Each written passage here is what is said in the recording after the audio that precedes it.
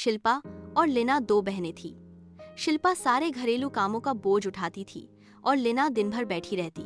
शिल्पा की माँ उसको छोटी छोटी गलतियों के लिए हमेशा डांटती रहती। शिल्पा अकेले ही दिन भर घर का सारा काम करके थक जाती थी। माँ की डांट के बावजूद शिल्पा बिना कुछ कहे दिन भर काम करती रहती थी। लीना दिन भर बैठे रहती और शिल्पा को काम करते देख खुश होती थी। माँ को लीना से ज्यादा लगाव था। एक दिन शिल्पा कुएं से पानी निकाल रही थी। तभी शिल्पा के गले की सोने की चैन कुएं में गिर जाती है।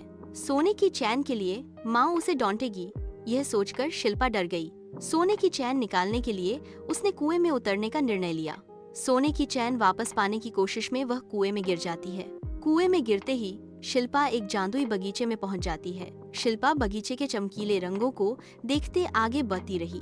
उसका सफर उसे एक रहस्यमयी लेकिन दयालु महिला के घर के पास ले गया, जिसका नाम था नीला। नीला घर के दरवाजे के पास शिल्पा का इंतजार कर रही थी। वह शिल्पा का अपने घर में स्वागत करती है। नीला कहती है, शिल्पा, तुम मेरे घर में रह सकती हो, लेकिन बदले में तुम्हें मेरा एक काम करना होगा। हर सुबह मेरे बिस्तर को पंखों से ढक देना होगा। शिल्पा के पास हाँ कहने के अलावा कोई रास्ता नहीं था। अगली सुबह शिल्पा बिस्तर को नाजुक सफेद पंखों से ढकना शुरू कर देती है। कुछ दिन बाद शिल्पा ने नीला से कहा, मुझे घर की याद आ रही है। नीला ने बड़ी ही सहजता से जवाब दिया, मैं समझती हूँ, ऐसा महसूस करना ठीक है। वह शिल्पा को चमकते हुए सुनहरे दरवाजे की ओर ले जाती है। नीला ने कहा, यह दरवाजा तुम्हें घर ले जाएगा शिल्पा। शिल्पा हिचकिचाते हुए उस सुनहरे दरवाजे के पास पहुंचती है। जैसे ही शिल्पा अंदर कदम रखती है, उस पर चमकते हुए सोने की बारिश होती है। उसके पुराने कपड़ों की जगह सुंदर वस्त्र आ जाते हैं। उसकी खोई हुई सोने की चैन भी वापस मिल जाती है। शिल्पा दरवाजे से बाहर निकलकर घर वापस आ जाती है। शिल्पा को अचानक मिली दौलत देखकर उसकी माँ और बहन हैरान हो जाती है। शिल्पा ने बताया कि यह इनाम महिला की सेवा में उसकी मेहनत का परिणाम है। लालच में डूबी माँ ने लीना को भी वही सफर दोहराने के लिए मजबूर किया।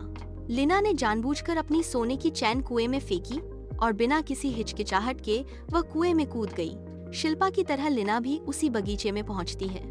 शिल्पा की तरह लीना का भी घर में स्वागत होता है। लीना को भी वही काम करने को कहा गया जिसका सामना कभी शिल्पा को करना पड़ा था। लीना बेमन से बिस्तर पर कुछ पंख फेंकती है। नीला उसके काम से खुश नहीं थी।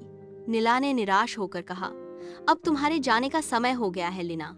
लीना धन की लालच में उसी विशाल सुनहरे दरवाजे की ओर बढ़ती है, लेकिन जैसे ही वह उसमें से गुजरती है, उस पर कीचड़ गिरने लगता है। लीना की माँ घर के बाहर उसकी राह देख रही थी। लीना ने शर्म से अपना सिर नीचे कर लिया और कहा, मैंने गड़बड़ कर दी माँ। इस कठोर सबक ने लीना को बदल दिया। इस अनुभव से विनम्र होकर उसने मेहनत का मूल्य समझ लिया। उस दिन से वह अपनी बहन के साथ मिलकर मेहनत करने लगी और दोनों ने एक साथ काम करके खुशी और सफलता पाई।